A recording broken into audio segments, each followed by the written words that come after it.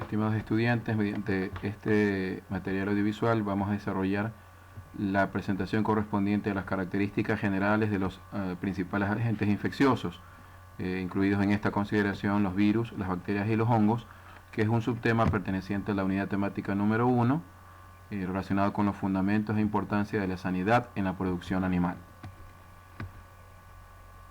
Como ya es costumbre, tenemos que, primero que todo, definir cuál es el objetivo fundamental que pretendemos alcanzar con el desarrollo de esta clase.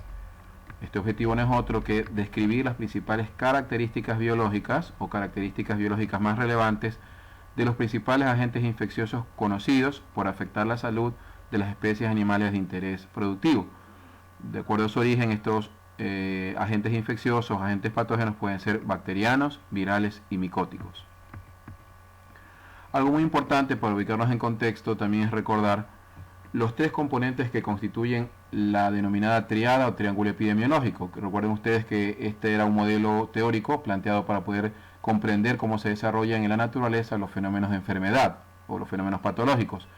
Por lo tanto, tenemos como un elemento fundamental para comprender este modelo conceptual el ambiente, el efecto que ejerce el ambiente, que no es solamente el espacio físico que rodea a los seres vivos, sino el conjunto de condiciones, de variables que caracterizan el clima propiamente dicho y condiciones atmosféricas, condiciones de los recursos naturales, del suelo y del agua en diferentes zonas geográficas en el mundo.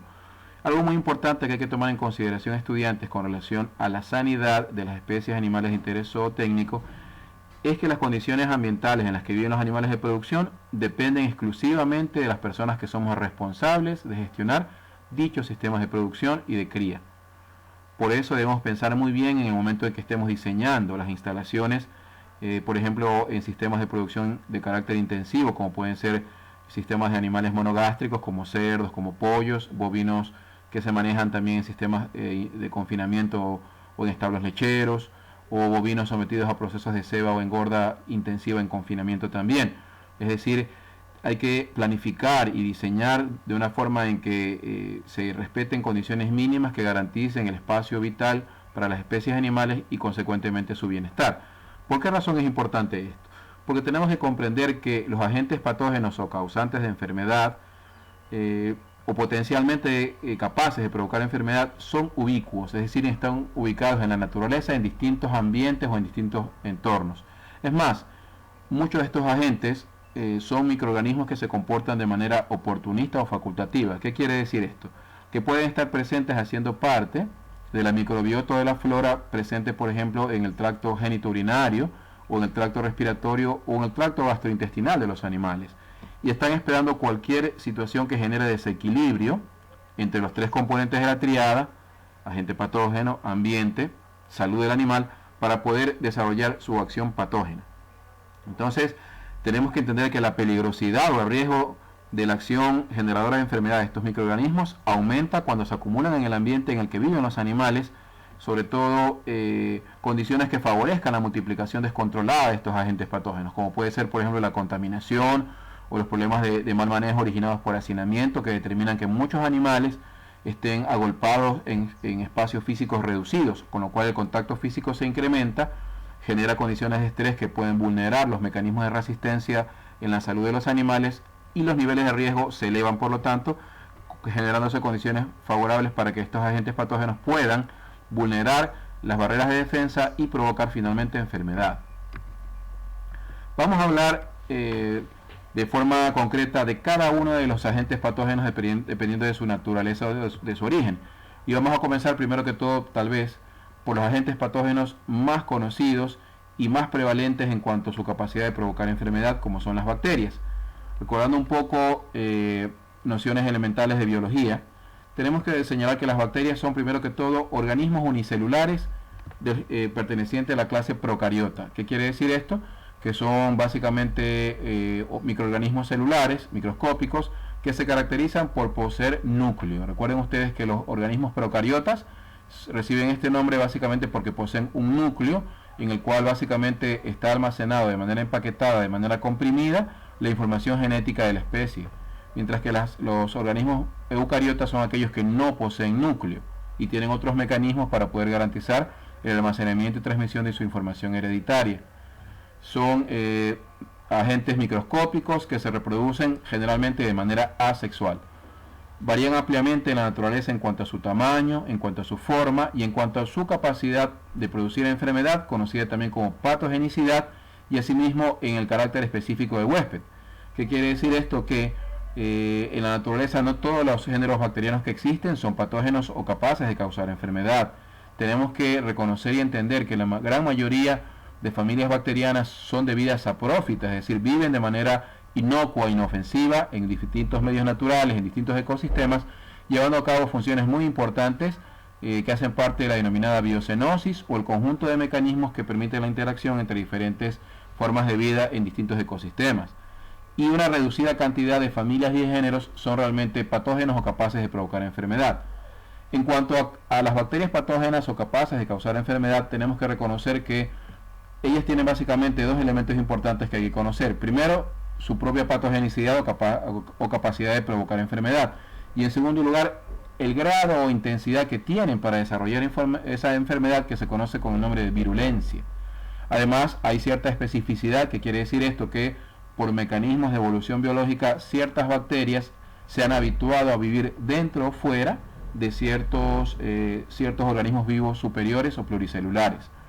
Las bacterias pueden ser saprófitas, como ya indiqué, es decir, vivir libremente en el medio ambiente, alimentándose de sustratos de materia orgánica en descomposición, y otras pueden ser patógenas o causantes de enfermedad. Afectan a tejidos de sus huéspedes principalmente mediante la producción y liberación de toxinas. ¿Qué son las toxinas? Las toxinas son básicamente sustancias proteicas que la mayoría de bacterias, como seres vivos que son, producen como resultado de sus actividades metabólicas. Es decir, la bacteria, como un ser vivo que es, lleva a cabo todas las funciones que nuestras propias células llevan a cabo. Se respiran, se reproducen, tienen procesos bioquímicos y metabólicos internos que generan obviamente sustancias de desecho que ya no son útiles, ya no sirven. Por lo tanto, las bacterias, como un mecanismo de acción patógena, pueden liberar estos desechos que se conocen con el nombre de exotoxinas, que, como dije ya, son subproductos de su metabolismo, pero que son potencialmente dañinos, lesivos o perjudiciales para la estructura y función de organismos pluricelulares que ellos pueden invadir y colonizar. Otro mecanismo de acción que también pueden desarrollar las bacterias patógenas es la liberación de las llamadas endotoxinas. Por ejemplo, tenemos a las enterobacterias, que son géneros bacterianos generalmente gram negativos, cuyo hábitat natural lo constituye el tracto gastrointestinal de la mayoría de especies superiores. Entre ellas tenemos, por ejemplo, las salmonelas, que son responsables de procesos infecciosos gastroentéricos o gastrointestinales, las llamadas disenterías. ¿Y qué son las endotoxinas? Son básicamente componentes celulares que la bacteria libera para dañar al huésped. ¿Mediante qué mecanismo libera estas endotoxinas? Cuando las células bacterianas son atacadas, por ejemplo, por ciertas proteínas específicas que libera el huésped como respuesta para poder eliminar, anular la presencia de este microorganismo patógeno. Por ejemplo, las lisinas son enzimas proteicas que tienen la capacidad de destruir, de degradar, de desintegrar a las células bacterianas, pero las células bacterianas, como si fuesen kamikazes, en el momento en que están siendo destruidas, liberan otras sustancias químicas que son capaces de provocar daño estructural y funcional a la salud de los seres vivos. Esas son las endotoxinas.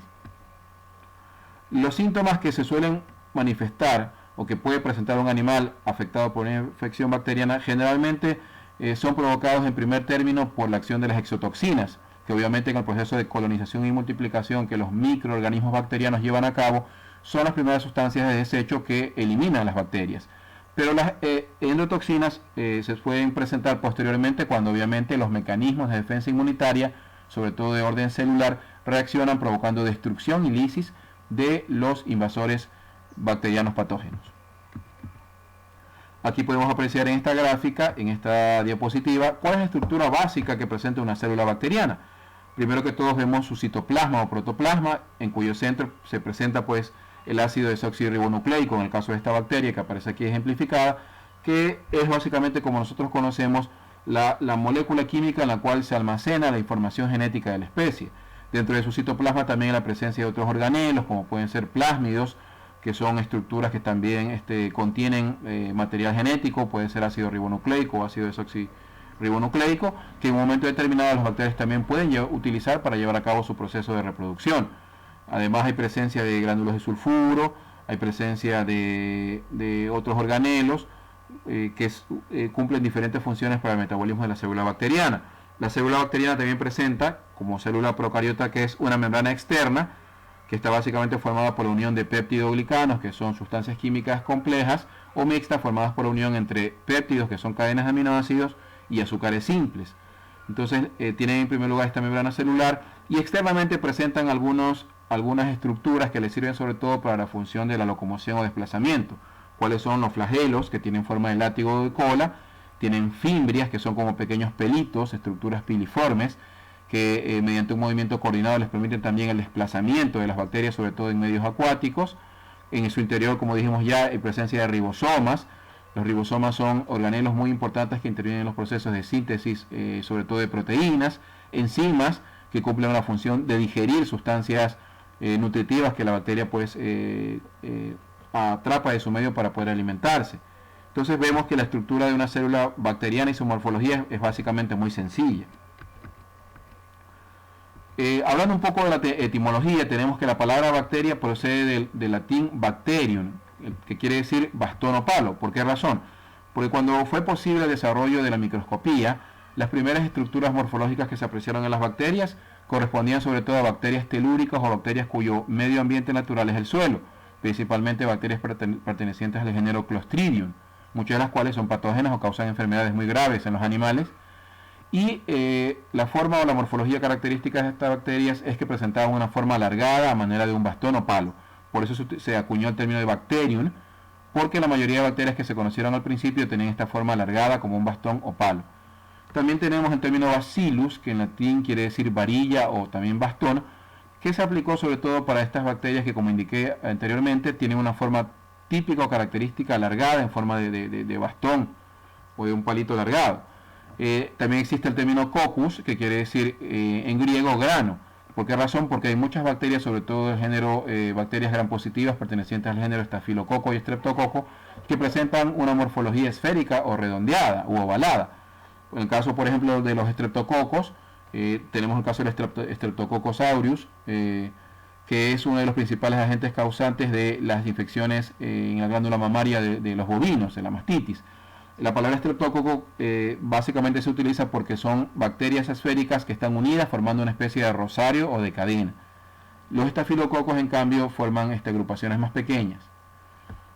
También existe el término spirillum que quiere decir espiral en latín, y se aplica básicamente para ciertas bacterias cuya morfología tiene una forma alargada, filamentosa o helicoidal, es decir, en forma de hélice o en forma de sacacorchos. ¿Qué ejemplo tenemos de esto? Por ejemplo, bacterias gram negativas pertenecientes a la familia de las leptospiras, entre las cuales tenemos varias especies que son patógenas o causantes de infecciones bacterianas en los rumiantes y en muchas especies animales de interés productivo, inclusive también nosotros los seres humanos, provocando una enfermedad que se llama leptospirosis, que básicamente provoca daño estructural y funcional en los riñones. Algo muy importante acerca de las bacterias es que, a pesar de que no se consideran organismos vegetales, sino más bien animales, los ecosistemas ocupados por estos microorganismos y agentes microscópicos se suelen denominar flora, a pesar de que realmente no son organismos vegetales. Aunque lo correcto sería hoy en día no denominarle flora, sino microbiota, es decir, que cuando nosotros hablamos de poblaciones o comunidades de bacterias que viven fuera o dentro de los seres vivos, en los ecosistemas naturales tenemos que hablar de microbiota. Así, por ejemplo, tenemos el caso de la microbiota intestinal, que la mayoría de organismos vertebrados superiores, nosotros, los cerdos, los pollos, los equinos, la mayoría de especies de mamíferos poseemos dentro de nuestro tracto gastrointestinal, y que son de una importancia vital, porque están asociados sobre todo a mecanismos inmunitarios y al mantenimiento de un equilibrio funcional en nuestro sistema digestivo que nos permite expresar salud. También nosotros poseemos una microbiota que es normal, que esa prófita vive sobre nosotros a nivel de nuestra piel, o también una microbiota que existe, por ejemplo, dentro de nuestro tracto genitourinario, manteniendo sobre todo un equilibrio y evitando que bacterias patógenas puedan ingresar, colonizar y multiplicarse, provocando afectaciones a nuestra salud. Por lo tanto, como yo les indicaba anteriormente, muchas veces se hace un flaco favor considerando que el término bacteria debe asociárselo siempre con un organismo patógeno capaz de causar enfermedad. La manera más didáctica de clasificar a las bacterias, porque hay muchos criterios para poder clasificarlas, pero uno de los criterios mucho más sencillos de comprender es relacionándolo con las características propias de la pared celular que ellas poseen. Como indicaba anteriormente, las bacterias, como organismos unicelulares que son, presentan pues su citoplasma o protoplasma y una membrana celular. Pero aparte de eso, como obviamente son microorganismos de vida libre, han desarrollado por evolución biológica otras estructuras fuertes llamadas paredes celulares, que les permiten protegerse en diferentes ecosistemas. Esta pared celular está constituida por una o más capas, básicamente formadas por peptidoglicanos, como les indiqué anteriormente, moléculas complejas formadas por la unión de cadenas de aminoácidos y también de glúcidos o azúcares, que recubren como si fuera una protección adicional la membrana citoplasmática de la bacteria. Atendiendo a este criterio, las bacterias pueden ser monodérmicas, es decir, que presentan una sola capa o pared celular bacteriana, o pueden ser didérmicas cuando presentan más de una o presentan más de dos paredes celulares bacterianas. Es decir, el término didérmicas quiere decir di-dos y dermis piel. Entonces, como les indicaba anteriormente, la membrana citoplasmática de la bacteria está protegida por un entramado glucoproteico, porque la pared celular está justamente formada por un ácido muy importante que es el ácido teicoico, el cual sirve como una especie de matriz sobre la cual se aglutinan estos péptidos-glicanos, que forman una estructura muy compleja, muy fuerte para la protección de la célula bacteriana. Esta pared celular tiene la capacidad de retener ciertas sustancias colorantes. Entonces, cuando se desarrolló la ciencia de la microbiología, para poder, por ejemplo, hacer un estudio mucho más detallado, mucho más sucinto de las estructuras celulares bacterianas, se utilizan ciertas sustancias colorantes que tiñen con una coloración característica de las células bacterianas.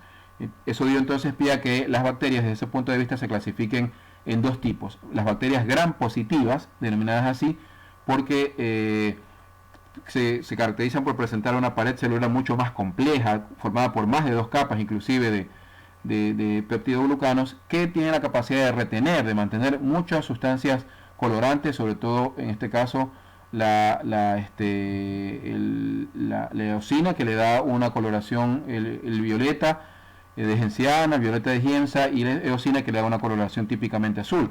Mientras las bacterias gram negativas se caracterizan por presentar generalmente una sola capa lipídica o de peptidoglucano, y retienen solamente colorantes de color rojo o rosado, como puede ser la eosina y la hematoxilina.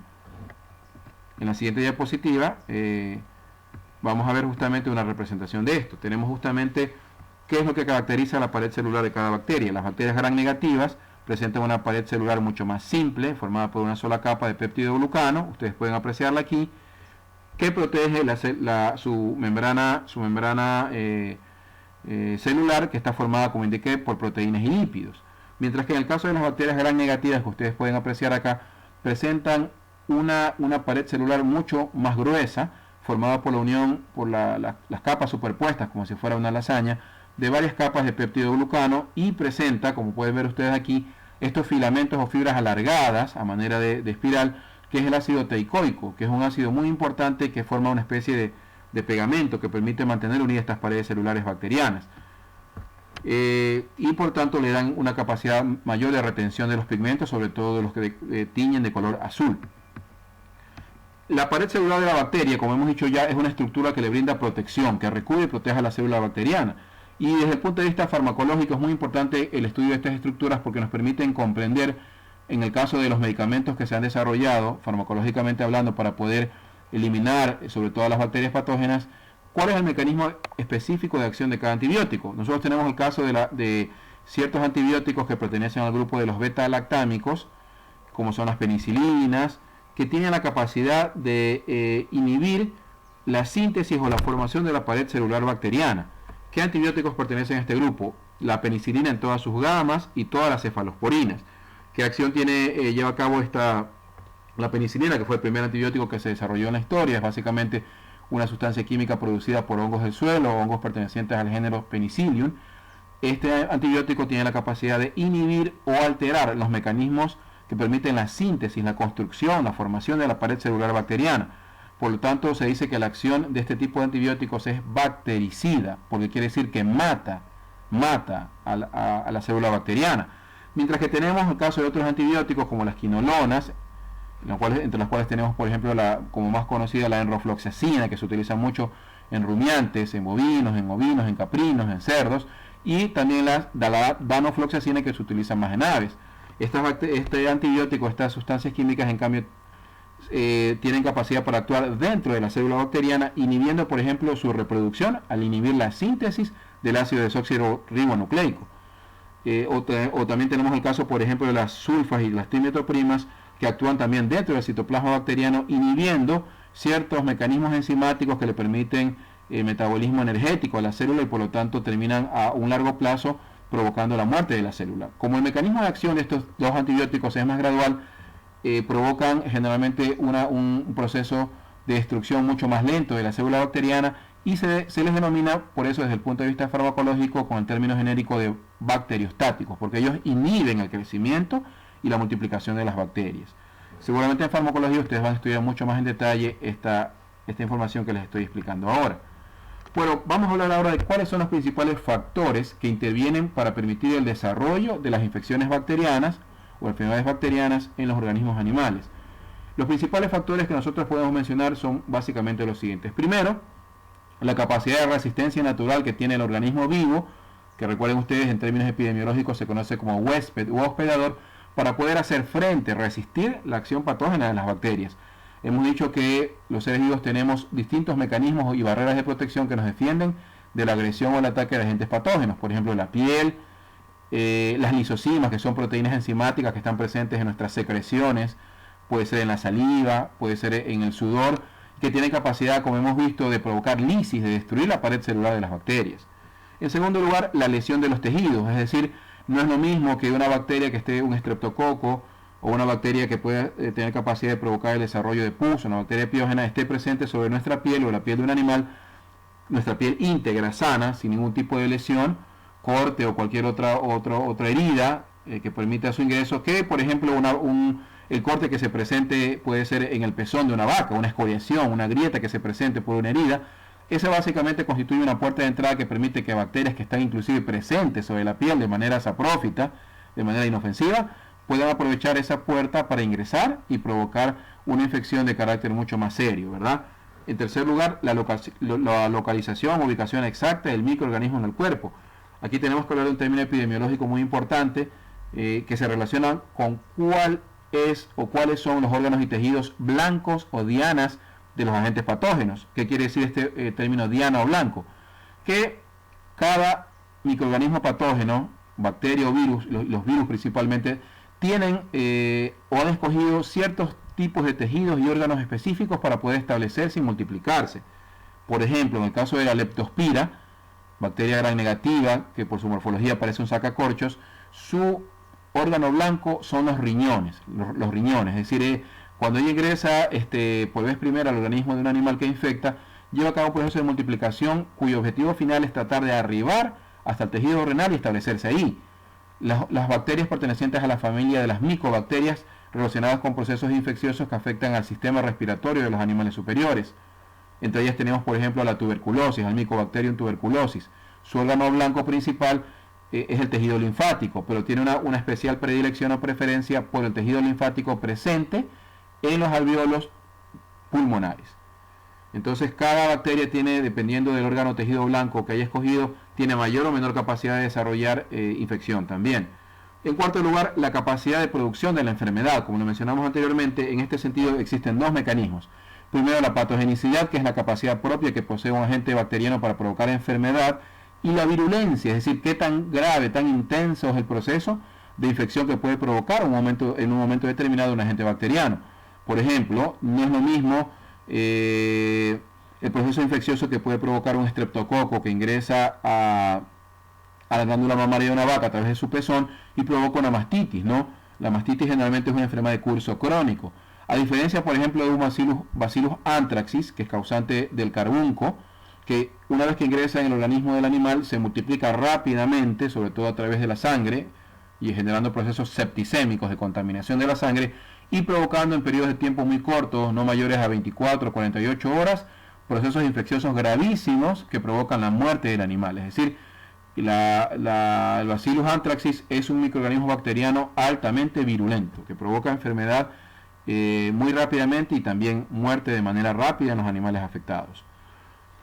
Tenemos que las bacterias son capaces de provocar gran cantidad de procesos patológicos de enfermedad, utilizando como principal mecanismo la multiplicación, la contaminación de los tejidos y órganos internos del animal afectado, mediante un proceso que se conoce como septicemia. La palabra septi viene de sepsis, que quiere decir contaminación, y la palabra emia quiere decir sangre, es decir, que la mayoría de microorganismos bacterianos se multiplican, se difunden a través de la sangre del huésped o del organismo infectado. Así podemos reconocer específicamente dos tipos de mecanismos de multiplicación dependiendo de la naturaleza del agente patógeno. En el caso de las bacterias se denomina bacteriemia y en el caso de los virus, viremia. Es así que las bacterias patógenas pueden provocar enfermedades o infecciones en gran cantidad de sistemas y órganos de los animales domésticos, como son procesos respiratorios, procesos digestivos, procesos a nivel de los órganos reproductivos o sexuales, procesos oculares, procesos que afectan inclusive al sistema nervioso central del animal, provocando infecciones bastante graves, procesos dermatológicos, es decir, mucho menos severos, menos intensos o agudos a nivel de los tejidos cutáneos, e inflamaciones de diversa clase. Bien, vamos a hablar en segundo lugar de los agentes virales, de los virus, muy de moda hoy en día, que sabemos estamos todavía enfrentando las consecuencias negativas de esta pandemia provocada precisamente por un agente patógeno viral como es el coronavirus. Bueno, ¿qué es un patógeno viral? Nosotros desde el punto de vista de la virología, que es la ciencia de la rama de la patología que se encarga del estudio de los virus, podemos definir a los virus como agentes infecciosos microscópicos capaces de provocar o de generar un daño o enfermedad en otro organismo de cualquier tipo. En este sentido hay mucha controversia, porque a pesar del gran avance que ha experimentado las ciencias médicas en particular y la patología también específicamente, no existe un acuerdo todavía para reconocer si los virus son o no son agentes vivos o agentes biológicos. ¿Por qué razón? Porque ellos no cumplen las características propias que sí tienen las bacterias, los hongos, las rickettsias o micoplasmas, que tienen capacidad de reproducción autónoma, que pueden multiplicarse no necesariamente dentro de estructuras vivas. Los virus no. Los virus son reconocidos básicamente como partículas microscópicas, básicamente proteicas, porque están formados fundamentalmente de ácidos nucleicos, ya sea ADN o ARN, y que tienen la capacidad o tienen la necesidad de parasitar otros organismos vivos para poder multiplicarse y reproducirse. Como le indicaba, tienen una capacidad de replicarse dentro de células del huésped, es decir, producir varias copias de sí mismos y esparcirse o difundirse a través del medio para continuar su replicación indefinidamente. ¿Qué quiere decir esto? Que los virus son básicamente o se comportan como parásitos intracelulares forzosos. Los virus pueden estar presentes en el medio ambiente de forma inerte, de una forma inocua, pero necesitan para poder multiplicarse y reproducirse necesariamente de parasitar células vivas del huésped o del organismo que ellos infectan. Entonces, un agente patógeno viral, por lo tanto, es siempre dañino debido a que saca provecho del organismo que infecta para poder sobrevivir. Como indiqué ya, son parásitos intracelulares obligatorios o forzosos. Hablando de la morfología viral, ¿cuál es su tamaño? Bueno, el tamaño de los patógenos virales es característico. Básicamente, la mayoría de virus son microorganismos pequeñísimos, microscópicos, y generalmente sus dimensiones morfológicas se expresan en milimicras, que es una medida microscópica muy pequeña, muy reducida. La mayoría de agentes virales son menores a 0.3 micras, es decir, miden menos de una micra. Esto quiere decir, por ejemplo, que miden en este sentido 300 milimicras de diámetro. Por este tamaño tan reducido, tan microscópico que tienen, tan minúsculos, los patógenos virales son inclusive capaces de atravesar hasta las propias paredes celulares bacterianas, y veremos que hay virus que son patógenos también de las bacterias. Aquí lo podemos apreciar en esta gráfica para que nosotros nos ubiquemos en contexto y tengamos una idea mucho más clara, una relación más clara del tamaño de los virus. Tenemos aquí a nuestro lado derecho la representación gráfica de un glóbulo rojo o un eritrocito del ser humano, cuyo diámetro corresponde a 10.000 nanómetros, tiene este tamaño. Y tenemos junto a él precisamente a un microorganismo bacteriano muy ubicuo, muy presente en la mayoría del tracto gastroentérico de la mayoría de vertebrados superiores, aunque muchas veces son causantes de enfermedad, se comportan como agentes patógenos también, como es la Escherichia coli, que es una enterobacteria que mide 3.000 nanómetros de largo por 1.000 nanómetros de diámetro. Miren ustedes, ¿no? Mucho más pequeña que un glóbulo rojo. Pero los virus, muchos de ellos patógenos, son todavía más pequeños. de menor tamaño que esa bacteria Escherichia coli. Tenemos el virus del ébola, causante de un proceso infeccioso febril y hemorrágico altamente virulento y altamente mortal, que mide 970 nanómetros. Tenemos el caso del virus de la rabia, que es una enfermedad que afecta al sistema nervioso central de la mayoría de mamíferos de sangre caliente, que mide 170 nanómetros de largo por 70 nanómetros de diámetro. Tenemos virus pequeñísimos como los bacteriófagos F2, que como su nombre lo indica son virus que tienen que parasitar bacterias para poder subsistir. Bacteriófago quiere decir que se alimentan de bacterias, que miden la cantidad ínfima minúscula de 24 nanómetros. O adenovirus, muy parecidos a los coronavirus, por ejemplo, que miden 90 nanómetros. Es decir, el rango en el cual se ubica el tamaño de la mayoría de patógenos virales está entre los 20 a 300 nanómetros. ¿Cómo es la forma y la estructura de los virus? Pues es muy variable, pues va desde formas esféricas o redondeadas hasta formas rectangulares, forma helicoidal, es decir, formas de hélice, formas de filamentos cortantes, espirilados o en formas de espiral, alargados en forma de bastoncillos, tienen formas geométricas muy caprichosas, parecidas a rombos o icosaedros, y muchos de ellos presentan, ya vamos a verlo también con más detalle, envolturas que en algunos casos les confieren estructuras complejas acompañadas por colas u otros aditamentos. Aquí tenemos nosotros, por ejemplo, diferentes formas virales. Los adenovirus, que tienen forma poliédrica, es decir, tienen una figura prácticamente de 7 lados. Pueden ser esféricos o redondeados, como el caso del virus de la influenza, causante de la gripe. Una forma helicoidal o de hélice, como el virus del mosaico del tabaco. O formas complejas, como la de este bacteriófago, que como indiqué yo anteriormente, son patógenos bacterianos, afectan a bacterias, y que, como ustedes pueden ver, tiene una forma muy característica, muy peculiar, que parece básicamente una especie de nave espacial, un cohete espacial. Del lado derecho podemos ver también diferentes morfologías de virus patógenos, como el virus del VIH, de la inmunodeficiencia adquirida, que tiene una forma redondeada muy parecida al coronavirus. El virus de la hepatitis B, también de una forma esférica o redondeada. El virus del ébola, que tiene una forma espirilada, una forma de tirabuzón alargada. El adenovirus, que tiene una forma poliédrica. El virus de la influenza, que vimos anteriormente, una forma esférica también. Y los bacteriófagos, que vimos ya su forma característica como si fuera un cohete o proyectil. Aquí podemos ver diversidad de formas virales. Los papilomavirus, que son causantes de desarrollo de las llamadas verrugas o papilomas. Los enterovirus y rinovirus, que tienen forma también geométrica. Tenemos los herpesvirus. Tenemos el coronavirus, que aparece aquí en la parte superior central, con su forma esférica y obviamente sus proteínas de superficie, que parece como si fueran extremos de cotonetes o de hisopos, que le dan esa forma característica. Coronavirus, porque le dan una forma como si fuera una especie de corona. El herpesvirus, causante de la hepatitis B, también con su núcleo icosaédrico y su envoltura esférica. El virus de la rabia, que pertenece a la familia de los rhabdovirus, que tiene la forma como si fuera un proyectil o una bala. El ya mencionado virus causante de la fiebre ébola, que tiene una forma filamentosa o alargada. Entonces, las formas virales dependen obviamente también de la evolución biológica de cada virus y sobre todo los medios ambientes o los propios seres vivos que ellos parasitan o enferman. Algo también muy importante es que, hablando ya de la estructura y morfología interna de los patógenos virales, tenemos que, primero que todo, señalar que los virus presentan, primero que todo, una estructura central, un núcleo que está constituido químicamente por el llamado ácido nucleico vírico, que puede ser de una de las dos clases. Puede ser ADN, es decir, ácido desoxirribonucleico, o ARN constituido por el ácido ribonucleico. Los ácidos nucleicos ubicados dentro del núcleo del virus se disponen formando cadenas, que pueden ser cadenas simples o cadenas dobles, o muchas veces cadenas múltiples.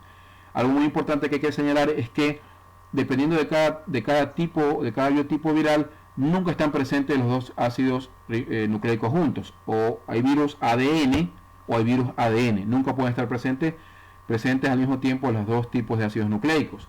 Además de eso, el virus presenta en su exterior, como si fuera una cubierta que lo protege, la llamada cápside o cápsula, que básicamente es una estructura externa constituida básicamente por proteínas de superficie, que cumplen una función muy importante, no solamente de proteger a la partícula viral, al agente patógeno viral, sino que también estas proteínas de superficie desempeñan una función antigénica. ¿Qué quiere decir?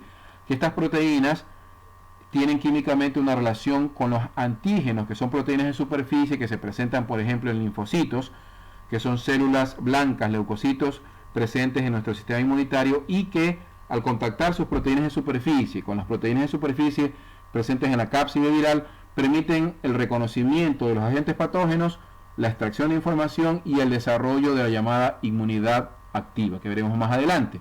Entonces, además de eso, los virus presentan, como si fuera una cubierta exterior, una bicapa lipídica, es decir, una doble capa formada por sustancias lipídicas o grasas que protegen a la partícula viral cuando ésta se encuentra en el ambiente exterior, es decir, cuando no está dentro de un huésped parasitando células vivas.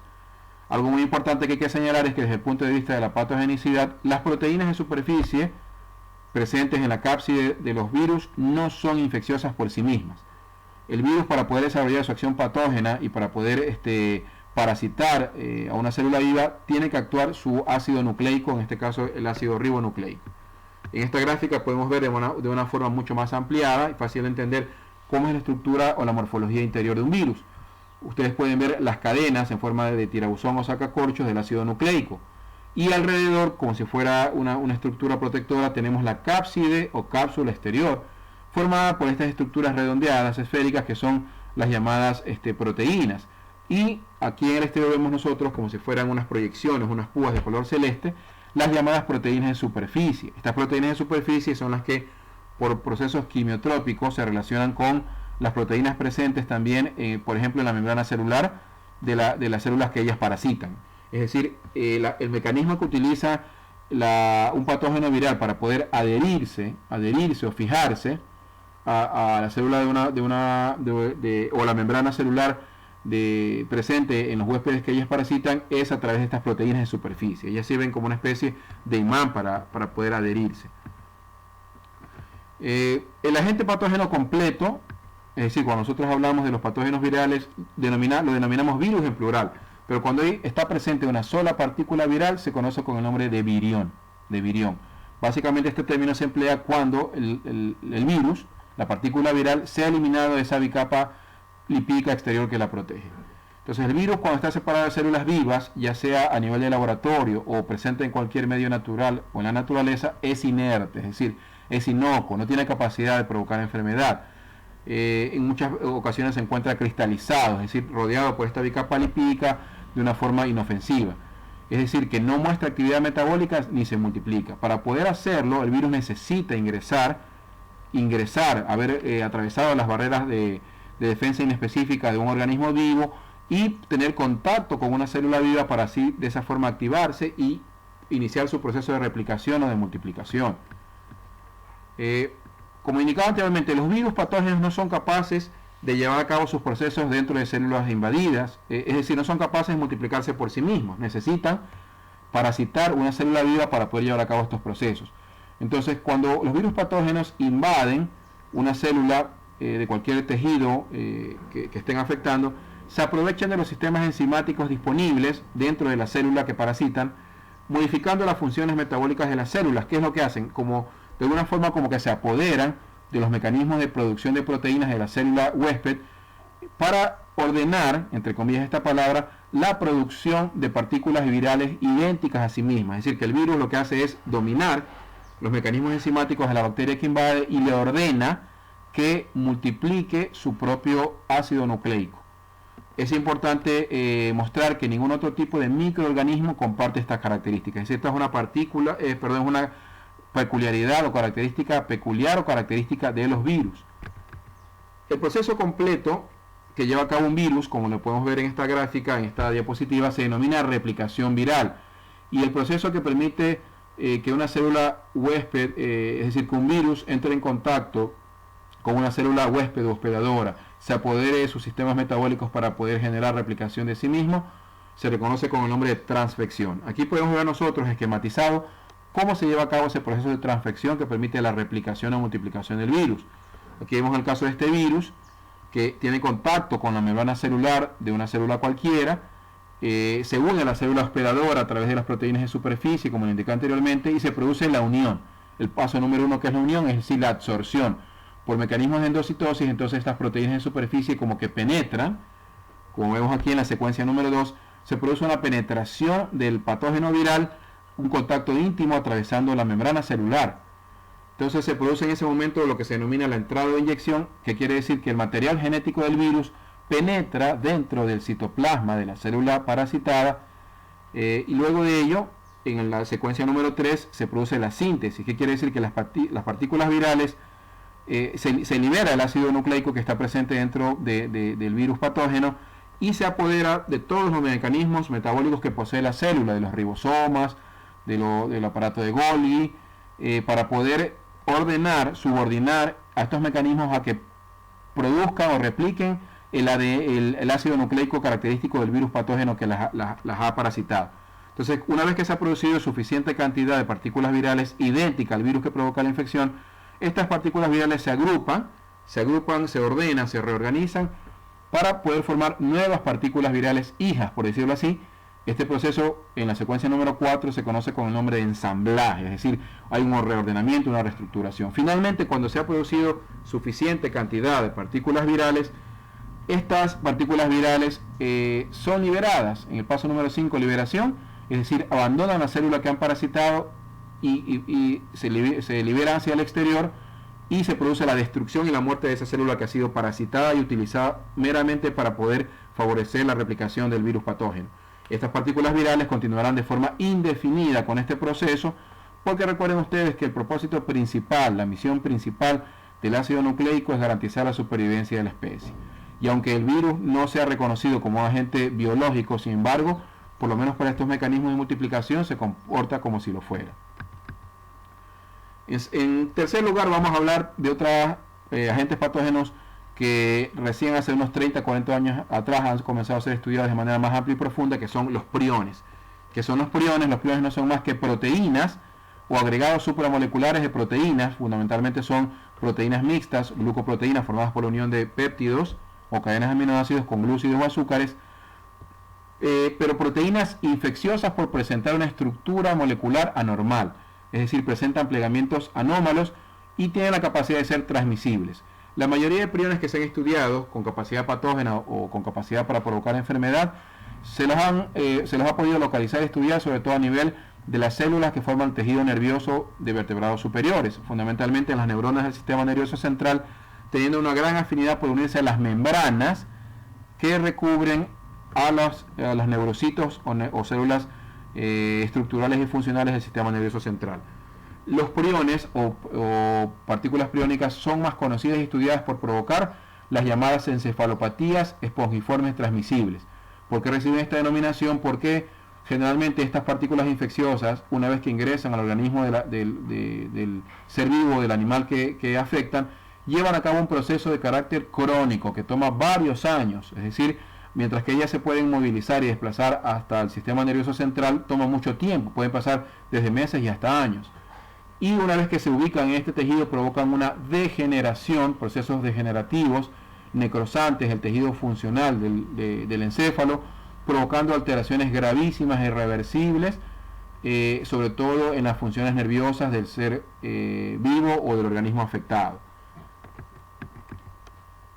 ¿Cómo surgió el término prión? Pues en el año de 1997, esta palabra fue propuesta por el fisiopatólogo británico Stanley B. Prusiner, al investigar una serie de patologías de carácter crónico e irreversible que afectaban al sistema nervioso central, sobre todo de rumiantes. Debemos mencionar principalmente que las primeras enfermedades crónicas conocidas fueron la encefalopatía espongiforme bovina, conocida como el síndrome de la vaca loca. ¿Por qué? Porque a fines de la década de los 80, principios de los 90, se presentó en el Reino Unido y en toda Europa una epidemia gravísima en la cual se presentaban casos de bovinos que manifestaban conductas erráticas, alteraciones severas en su conducta nerviosa, animales que de un momento a otro se tornaban agresivos, que arremetían en sus jaulas o en sus establos contra las paredes, contra los barrotes, contra las personas, y que finalmente terminaban sucumbiendo a causa de alteraciones nerviosas sumamente graves e irreversibles.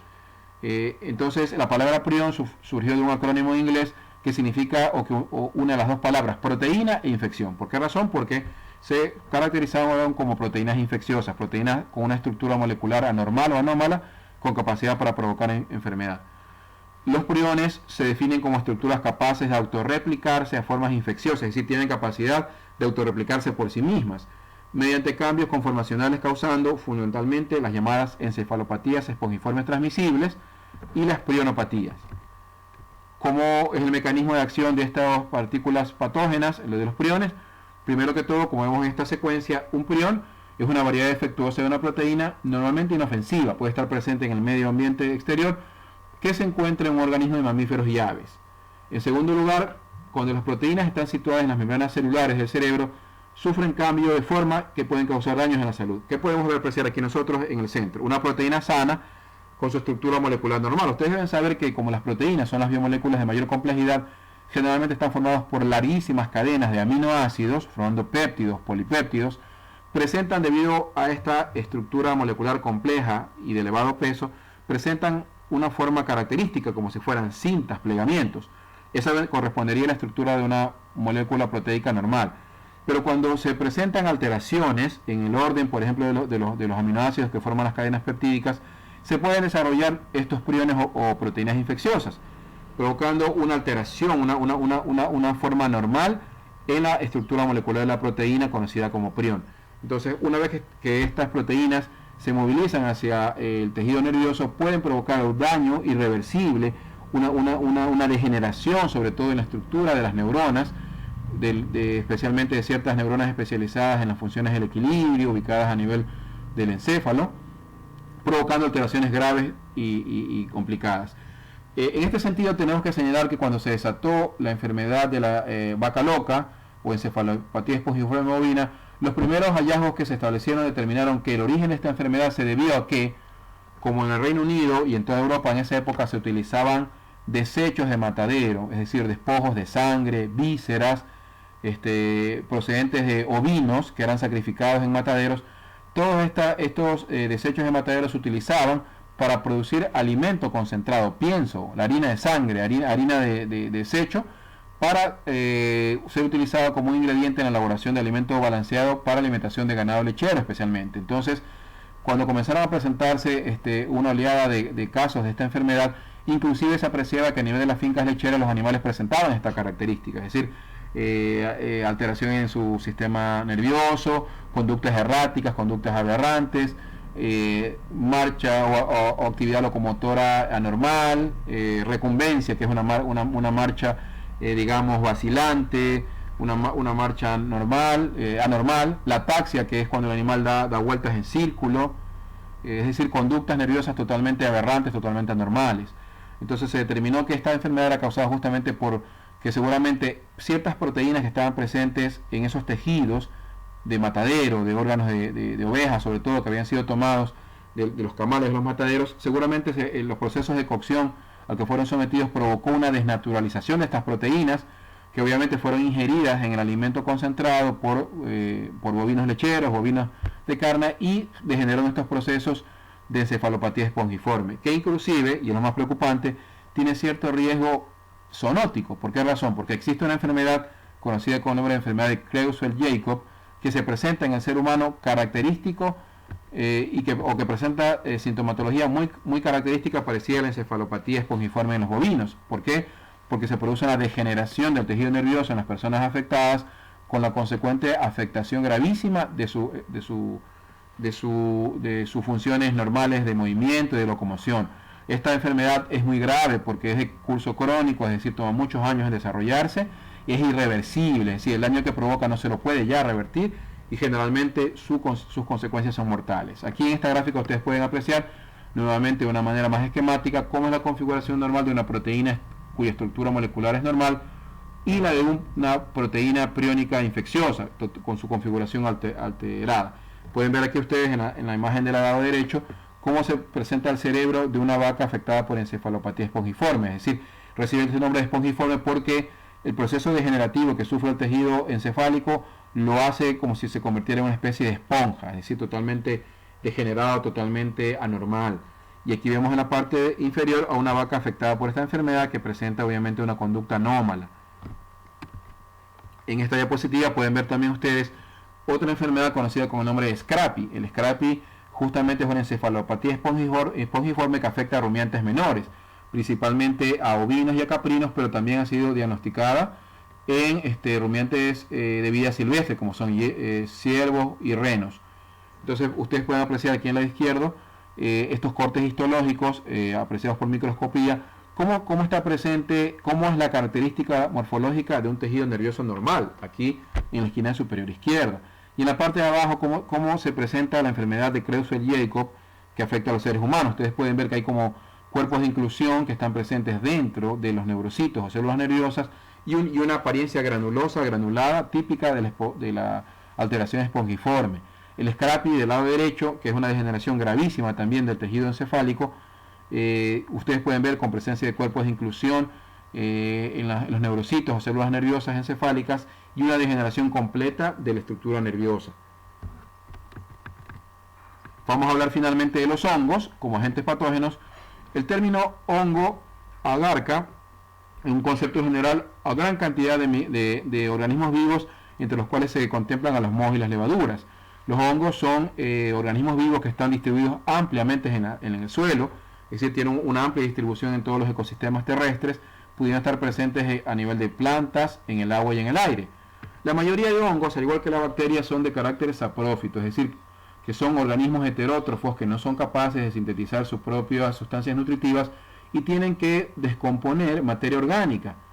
Y la mayoría son, por lo tanto, inocuos o no patógenos. Sin embargo, hay una minoría, una menor cantidad que son patógenos porque parasitan, se comportan como organismos parasitarios a gran cantidad de organismos vegetales y animales. Y por esa causa, el rango de organismos que ellos pueden afectar es bastante amplio dentro de la escala zoológica. Es decir, los hongos pueden provocar enfermedad a nivel de protozoarios, en insectos, en crustáceos, en peces, en reptiles, en aves y en mamíferos. Es decir, su capacidad patogénica es sumamente amplia, en el caso, repito, de los hongos que son parásitos o patógenos causantes de enfermedad. Los hongos patógenos, salvo contadas excepciones, son de lento crecimiento.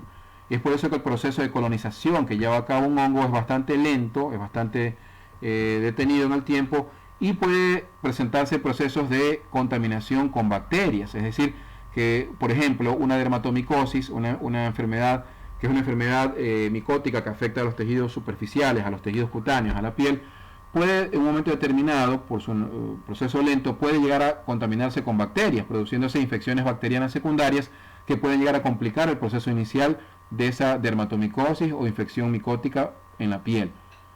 La mayoría de hongos patógenos son oportunistas, es decir, que ellos pueden desarrollar una vida libre, saprófita, como dije ya, descomponiendo materia orgánica en diferentes sustratos o ambientes, pero que al presentarse cualquier ocasión o propicia para poder ellos ingresar dentro de organismos vivos, pueden llegar a contaminar, pues a vulnerar las barreras de defensa de los organismos vivos y ingresar para comportarse como parásitos, es decir, sustrayendo los nutrientes que pueden obtener de los organismos que parasitan. Tenemos aquí en esta diapositiva, en la parte inferior, microfotografías de diferentes organismos micóticos. Tenemos el Candida albicans, que es un hongo microscópico, que pueden ver, miren ustedes, estar presente formando la microbiota que está presente, por ejemplo, dentro del tracto genitourinario y también el tracto gastrointestinal de muchos vertebrados superiores, pero que muchas veces por diferentes factores desequilibran o exacerban su crecimiento, llegando a provocar, por ejemplo, infecciones a nivel del tracto genital y urinario, las llamadas candidiasis. Tenemos el caso del Cryptococcus neoformans, que tiene esta forma, recibe el nombre de Cryptococcus porque son, como ustedes pueden ver, microorganismos que presentan una forma esférica o redondeada formando cadenas. Este Cryptococcus neoformans, en cambio, es un agente altamente patógeno que puede de manera accidental ingresar por vías respiratorias y puede llegar a desarrollar procesos infecciosos sumamente graves de carácter crónico, que pueden llegar inclusive a provocar complicaciones a nivel del sistema nervioso. Este Cryptococcus neoformans puede estar presente, por ejemplo, en el tracto intestinal de aves, viviendo de manera saprófita, y mediante la materia fecal es excretado al exterior. Los hongos tienen una particularidad interesante, que se reproducen, puede ser de forma sexual o asexual. Generalmente, para poder multiplicarse en la naturaleza, lo hacen de manera sexual mediante la utilización de esporas, que son las esporas, son estructuras que ellos producen que les permiten difundirse y que tienen una latencia, es decir, una capacidad de resistencia, de mantenerse en criptobiosis en el ambiente exterior durante muchísimo tiempo. Tenemos aquí el caso también del Sporothris schenki, que es otro hongo que está presente en el medio ambiente exterior, en el suelo especialmente, que puede ser responsable de provocar una infección micótica superficial que se llama la botriomicosis, que es básicamente una contaminación de los tejidos cutáneos superficiales y subyacentes con desarrollo también de procesos piógenos o supurativos, es decir, con presencia de pus. Los hongos son microorganismos vegetales inferiores que no son autótrofos, es decir, ellos no poseen clorofila, por lo tanto no son capaces de llevar a cabo fotosíntesis y tienen que asegurar su nutrición mediante la descomposición de materia orgánica o en su defecto siendo parásitos aprovechándose de los nutrientes de otros microorganismos. Son organismos heterótrofos ya que no pueden obtener sus nutrientes de materias muertas, como dije ya, los hongos que son saprófitos o aquellos que son parásitos de huéspedes vivos. Ustedes pueden ver aquí en este caso a hongos que están parasitando, por ejemplo, insectos y que presentan esta forma característica como si fueran motas de algodón o esponjas dentro del cuerpo de estos insectos. La morfología de los hongos es característica, pero básicamente se caracteriza por presentar dos estructuras principales, que son el micelio y las esporas. ¿Qué es el micelio? El micelio es una masa de filamentos, es decir, estructuras filiformes en forma de hilos, que reciben el nombre de hifas, que se entrecruzan entre sí, las cuales macroscópicamente le dan a los hongos un aspecto algodonoso, como si fuera un terciopelo o una lana, que por ejemplo se presenta muy característicamente en los mohos. Ustedes han visto, por ejemplo, cuando la materia orgánica se descompone en la naturaleza, una hoja, un tronco, se desarrollan los llamados mohos, que son básicamente como si fueran capas algodonosas de hongos que comienzan a descomponer, a podrir esa estructura orgánica. Estas micelios pueden ser vegetativos o pueden ser fértiles, es decir, pueden llevar a cabo funciones reproductivas mediante la emisión de los llamados conillas o esporas. Las esporas que son órganos que proporcionan el color característico que presentan las colonias de hongos y que pueden ser muy variados, pueden ser negros, verdes, azules, marrón, dependiendo de la presencia de pigmentantes naturales. Las esporas son las estructuras responsables de llevar a cabo la función reproductiva en los hongos. Esta reproducción puede ser sexual, es decir, cuando por ejemplo se produce la combinación de material genético de la espora proveniente de un individuo que se combina con el material genético procedente de otro hongo de la misma colonia. O también puede llevarse a cabo una reproducción asexual, en la que básicamente lo que ocurre es que una estructura de la espora o del micelio puede dividirse asexualmente, llevar a cabo mecanismos de reproducción asexual por división simple, generando nuevas colonias. Por su morfología característica, las esporas pueden ser de diferentes maneras. Aquí tenemos en esta diapositiva la estructura básica de un micelio. Como ustedes pueden ver, el micelio tiene esta forma ramificada, presenta un protoplasma, que es el citoplasma característico de la célula micótica, con su correspondiente núcleo, pero presenta estas estructuras secundarias llamadas hifas, que como si fueran ramificaciones se desprenden de la estructura central del micelio y le dan esta forma característica ramificada o alargada. Vemos en el caso de esta diapositiva la morfología muy variada que tienen las esporas. Pueden ser redondeadas como el caso de la merospora, en forma de palillo de dientes o de hisopo como el caso de la leuriospora, verrugosas como el caso de esta espora verrucosa, equinulada porque tienen la forma de un erizo, una forma como de espinas que lo rodean, fusiformes, es decir, en forma de huso, alargadas, es decir, adoptan diferentes formas dependiendo obviamente de la evolución biológica que haya tenido el organismo micótico del hongo y del ecosistema o ambiente en que le ha tocado desarrollarse. Los hongos patógenos o causantes de enfermedad, nosotros los podemos clasificar dependiendo de la ubicación o localización en la cual desarrollen sus acciones patógenas. Los podemos clasificar en dos grupos: los hongos superficiales o cutáneos, que como su nombre lo indica provocan afectación en tejidos superficiales, y los hongos profundos o viscerales, que como también su nombre lo señala claramente provocan procesos infecciosos en órganos internos viscerales de los seres vivos. Estas enfermedades micóticas también son conocidas como enfermedades micóticas sistémicas. Las micosis, que es como llamaremos genéricamente a las enfermedades provocadas por hongos, en este caso las superficiales o cutáneas, se desarrollan generalmente por un contacto directo entre un animal que esté infestado o infectado por la enfermedad micótica con un animal susceptible o sano. ¿Qué ejemplo es el más característico de estas micosis cutáneas o dermatomicosis? Las famosas tiñas o tricofitias, que son enfermedades provocadas por hongos pertenecientes al género Trichophytia o Trichophyton, los cuales tienen una amplia distribución en la mayoría de animales terrestres. En el caso de nosotros los seres humanos también somos afectados por esta enfermedad, provocando problemas de tiña, como se aprecia aquí en estas fotografías que acompañan esta diapositiva. Dependiendo de su afinidad, estos hongos causantes de dermatomicosis o micosis superficiales pueden ser geófilos, cuando tienen mucha afinidad, sobre todo en el suelo; zoofílicos, que son aquellos que tienen afinidad por organismos animales, que son los que nos interesarán más a nosotros; y los antropofílicos, que son aquellos hongos causantes de micosis cutáneas o superficiales que tienen afinidad por nosotros, los seres humanos. Alguien recientemente me preguntó si pueden ser zoonóticas las enfermedades micóticas, y yo les digo que sí, aunque hay cierta especificidad, es decir, hay ciertos géneros micóticos que provocan enfermedad específica a una especie animal o a nosotros los seres humanos, pero puede darse el caso de infecciones cruzadas. Por lo tanto, se consideran también como enfermedades zoonóticas o zoonósicas. En el caso de las enfermedades micóticas profundas o viscerales, que ya indiqué que también se llaman sistémicas, se adquieren generalmente de una forma accidental, cuando por ejemplo una persona o un animal ingresa a un espacio contaminado en el cual hay presencia en el aire de las esporas.